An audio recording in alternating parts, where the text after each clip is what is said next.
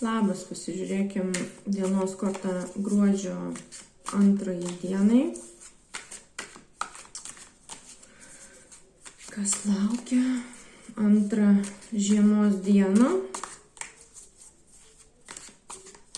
Arba nebūtinai. Tada, kada žiūrėsite. Kvailys.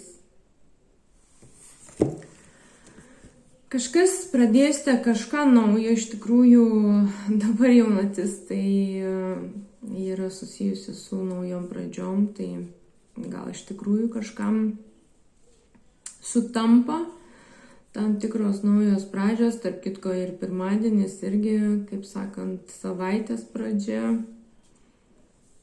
Ir tiesiog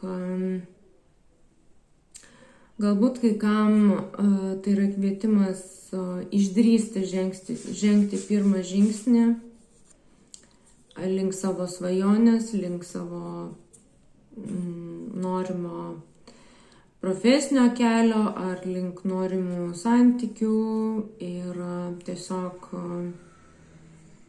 stengtis pasitikėti tuo, kas jūs veda ir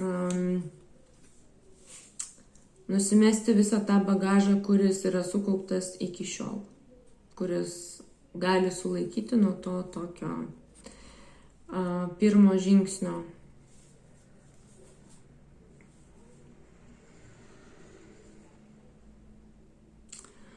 Diena gali būti pilna žaismingos jaunatviškos energijos, gali būti jaustis tam tikras nerūpestingumas ir negalvojimas, kas bus, tiesiog neriate, šokate tiesiai nuo uolos, pasiduodami tam tikram traukimui, vedimui į tai, kur jūs norite eiti. Labai faina.